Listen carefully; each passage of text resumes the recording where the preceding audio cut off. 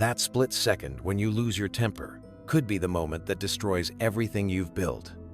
But ancient philosophers discovered a way to turn that rage into unbreakable mental strength. Picture this. You're stuck in traffic, already late for an important meeting. The guy in front of you is going 10 miles under the speed limit. Your blood pressure shoots through the roof. Your hands grip the steering wheel so tight your knuckles turn white. Sound familiar? Here's what's crazy. In that exact moment, your brain is literally hijacking itself. Neuroscientists have proven that when we get angry, our prefrontal cortex, the part responsible for rational thinking, basically goes offline for up to 6 hours. 6 hours. That's why they call it seeing red. But here's where it gets interesting. Over 2,000 years ago, a group of ancient philosophers figured out something that modern science is just now confirming. They discovered that anger isn't something that happens to you. It's something you choose. And once you understand this choice, you gain a superpower that most people will never have. The Stoics weren't just armchair philosophers sitting around thinking deep thoughts.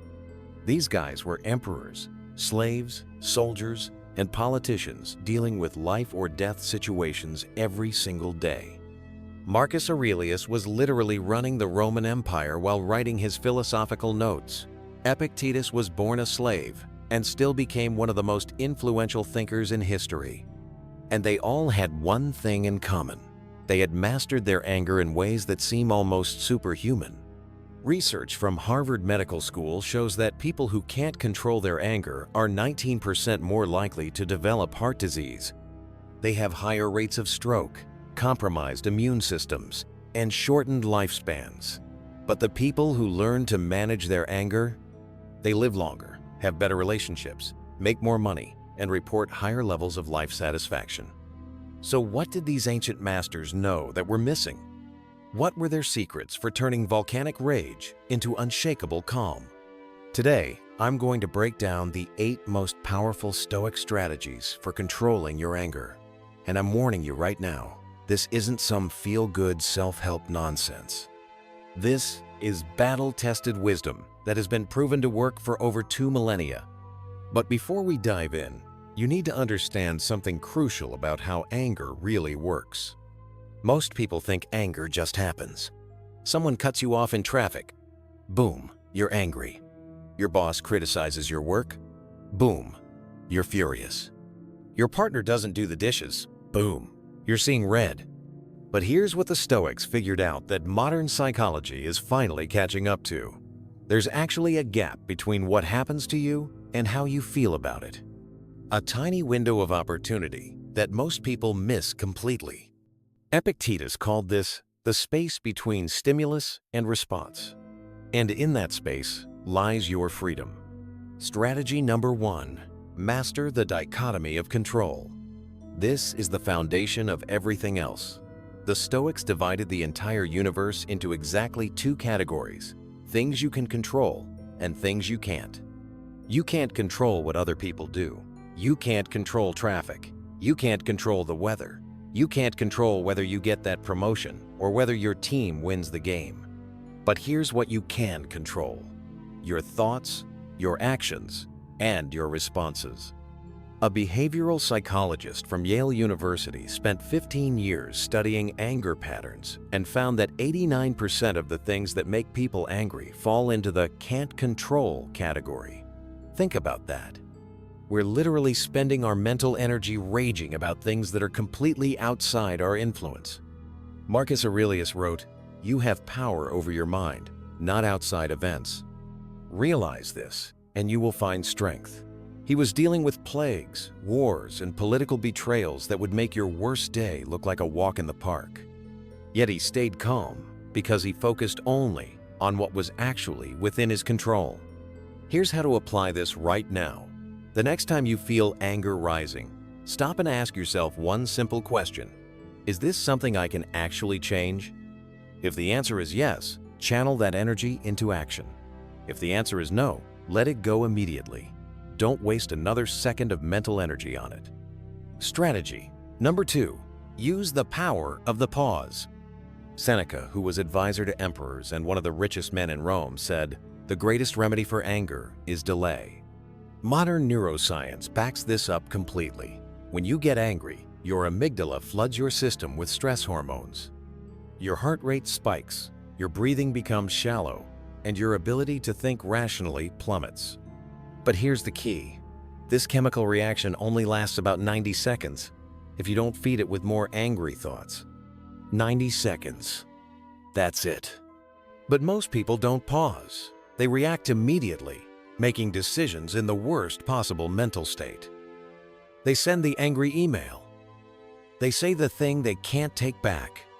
They make the choice that ruins relationships and destroys opportunities. The Stoics developed a simple but powerful technique. Count to 10, but not just any counting. Count slowly, and with each number, take a deep breath. This gives your prefrontal cortex time to come back online and regain control. A neuroscientist from Johns Hopkins found that people who practice this simple pause technique reduce their angry outbursts by over 70% within just 2 weeks. But the pause is just the beginning.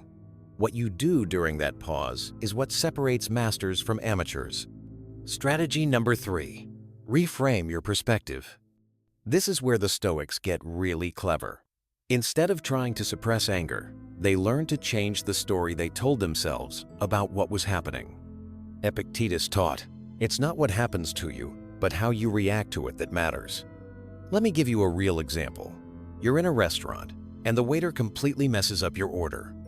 Most people would get irritated, maybe complain, let it ruin their mood for the next hour. But a Stoic would think, "This waiter is probably having a terrible day. Maybe he's new and learning.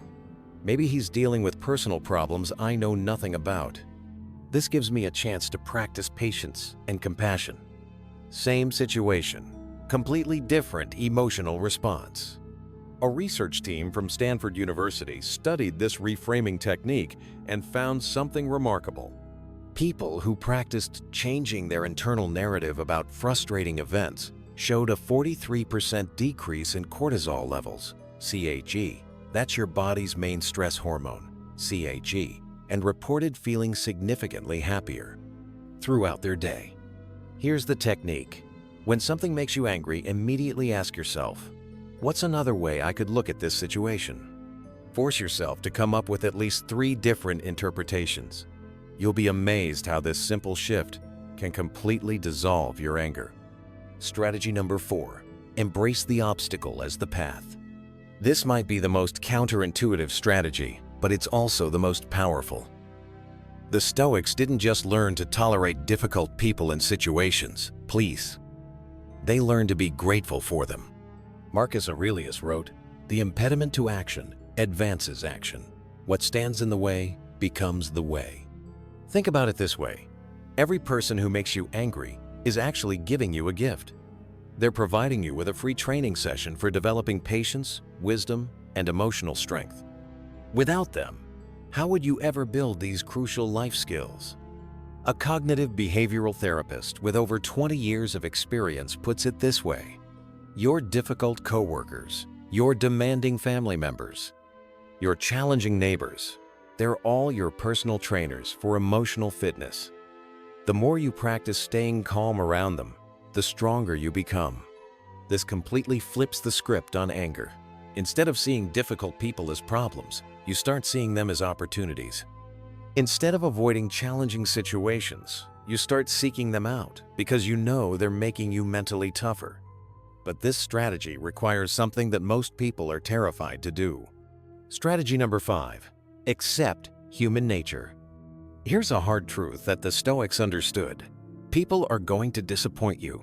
They're going to be selfish, ignorant, rude, and inconsiderate.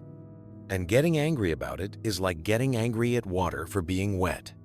Marcus Aurelius reminded himself every morning, "Today I will meet interference, ingratitude, insolence, disloyalty, ill will, and selfishness." But instead of dreading these encounters, he prepared for them mentally. A social psychologist from Harvard studied this phenomenon and found that people who accept human flaws in advance are 67% less likely to experience anger when those flaws show up. They call it disappointment immunity. The key is understanding that when someone treats you badly, they're not really attacking you, they're revealing their own character limitations. Their behavior says nothing about your worth and everything about their current level of wisdom and emotional development. Epictetus, who was literally enslaved and mistreated for years, said, "When someone is properly grounded in life, they shouldn't have to look outside themselves for approval." This doesn't mean becoming a doormat. It means responding to bad behavior from a place of strength rather than reactive emotion. You can set boundaries, remove yourself from toxic situations, and protect your interests, all without getting angry. But there's one more layer to this that most people miss completely.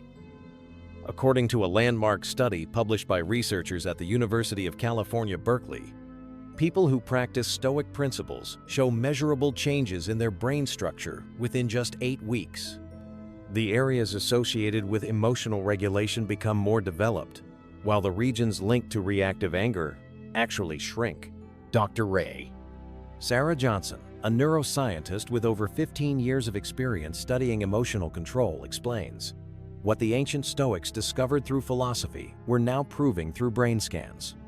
The human mind is incredibly plastic, and we can literally rewire our emotional responses through consistent practice." A clinical psychologist from Yale Medical School who has worked with thousands of anger management cases states, "The Stoic approach is the most effective method I've seen for long-term anger control. Unlike other techniques that just suppress the emotion, Stoicism actually transforms how the brain processes potentially anger-inducing situations." Research from the Mayo Clinic shows that people who apply Stoic principles have 34% lower rates of hypertension, 28% fewer stress-related health problems, and significantly better relationships across all areas of their lives. But perhaps most importantly, a longitudinal study following 10 people over 20 years found that those who mastered emotional regulation using Stoic techniques earned an average of 47 more per year than their reactive counterparts. Why? Because employers value people who can stay calm under pressure, make rational decisions in difficult situations, and maintain professional relationships even when tensions run high. Strategy number 6. Practice negative visualization. This strategy sounds dark, but it's actually incredibly liberating. The Stoics regularly imagined losing the things they valued most: their health, their loved ones, their possessions, their status. Why would they do something so seemingly depressing? Because it builds what psychologists now call resilience reserves. When you've mentally prepared for loss, small inconveniences become laughable. Traffic jams, rude customers, technical problems. These things lose their power to upset you because you've already imagined much worse scenarios and mentally practiced staying calm through them. Seneca wrote, "What is quite unlooked for is more crushing in its effect, and unexpectedness adds to the weight of a disaster." In other words, the things that catch us off guard hit us the hardest. A trauma therapist from Johns Hopkins uses a modern version of this technique with her patients. She found that people who spend just 5 minutes a day imagining how they would handle difficult scenarios are 52% less likely to have explosive reactions when those scenarios actually occur. Here's how to practice this. Once a week, spend 10 minutes imagining that something you value is gone. How would you respond?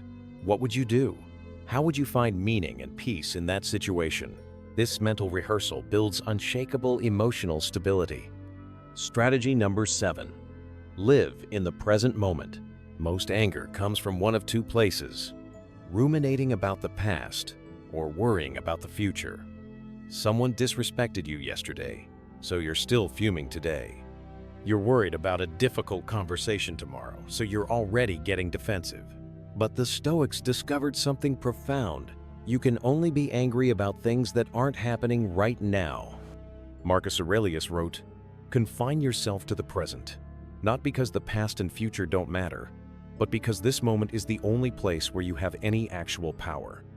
A mindfulness researcher from MIT studied this phenomenon and found that people who can consistently bring their attention back to the present moment show a 78% reduction in angry thoughts and a 65% decrease in stress.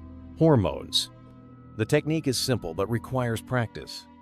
When you feel anger building, ask yourself, what is actually happening right now in this exact moment? Usually the answer is, I'm sitting in a chair, breathing, physically safe. The anger is coming from stories about the past or projections about the future, not from present reality. Strategy number 8. Transform anger into action. Here's the final strategy, and it might be the most important one. The Stoics didn't try to eliminate all emotion. They tried to channel it productively. Sometimes anger carries important information. Maybe someone is taking advantage of you. Maybe a situation is genuinely unfair. Maybe boundaries need to be set. The key is transforming reactive anger into purposeful action. Instead of exploding or sulking, you pause, assess the situation rationally, and then respond in a way that actually improves things. Epictetus said, "Don't explain your philosophy, embody it." In other words, don't just talk about being better. Use difficult situations as opportunities to demonstrate your values. A behavioral economist from Princeton found that people who learn to channel their anger into constructive action are 87% more likely to achieve their long-term goals. Why? Because they stop wasting energy on emotional reactions and start investing it in meaningful change. But here's something that will blow your mind about how this all works together. Here's what most people don't realize about anger. It's actually an addiction. Every time you get angry, your brain releases a cocktail of chemicals: CHEN, adrenaline, norepinephrine, dopamine, CHEN, that create a temporary feeling of power and righteousness. Your brain literally becomes dependent on these chemical hits. That's why some people seem to go looking for things to be angry about. They're not just difficult people. They're actually addicted to their own stress hormones. But here's the incredible part. When you practice these Stoic strategies consistently, something amazing happens. Your brain starts producing different chemicals: serotonin, oxytocin, GABA, the ones associated with calm confidence and genuine happiness. You literally become addicted to peace instead of addicted to rage. A neurochemist from Stanford University who's been studying this for over a decade says, "We're finding that people who master emotional regulation don't just feel better, they actually change their brain chemistry at a fundamental level. They become naturally calm, confident, and resilient." But there's one final piece to this puzzle that ties everything together, and it might be the most important insight of all. The ancient Stoics understood something that our modern world has forgotten. Anger is not a sign of strength, it's a sign of losing control. Real power comes from choosing your response instead of being controlled by your emotions. Every time you practice these strategies, you're not just managing your anger in that moment. You're literally rewiring your brain to become the kind of person who naturally stays calm under pressure. You're building unshakable confidence that comes from knowing you can handle whatever life throws at you. Think about the most respected people you know, your best leaders, your wisest mentors, the people you most admire. Do they fly off the handle when things don't go their way? Do they lose their temper over small inconveniences? Of course not. They've learned what the Stoics knew, that true strength is staying calm when everyone else is losing their minds.